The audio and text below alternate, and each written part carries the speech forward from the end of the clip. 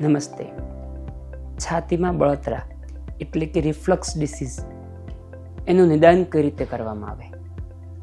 મિત્રો, મોટાભાગના કેસમાં છાતીમાં બળતરા થવાનું કારણ સ્ટમકમાં રહેલો એસિડ ઉપર આવતો હોય એ હોય છે, પરંતુ અન્ય કારણ પણ હોઈ શકે.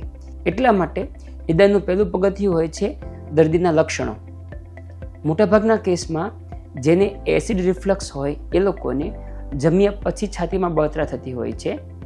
બીજું, ઘણીવાર જમ્યા પછી આગળ નમીને કામ કરે તો જમેલો ખોરાક ગળામાં ઉપર આવી જવો. રાત્રે સૂતા હોય તો ઊંઘમાંથી અચાનક ઉઠી જાય કારણ કે જે ખોરાક ગળામાં આવવાથી ખાંસી શરૂ થઈ જાય. આ બધા લક્ષણો હોય તો એ લોકોની રિફ્લક્સ ડિસીઝ હોઈ શકે. તકલીફ વધારે હોય તો નેક્સ્ટ સ્ટેપમાં આવે એન્ડોસ્કોપી. એમાં દર્દીને દવા આપીએ જેથી એને ઊંઘ આવી જાય અને પછી મોઢામાં દૂરબીન નાખીને તપાસ કરવામાં આવતી હોય છે. એમાં આપણે અન્નનળી અને જઠર વચ્ચેનો વાલ્વ કેટલો ઢીલો છે, લૂઝ છે એ જોઈ શકીએ. એસિડ ઉપર આવવાને લઈને અન્નનળીમાં સોજો કે ચાંદા હોય તો એ પણ જોઈ શકીએ છીએ.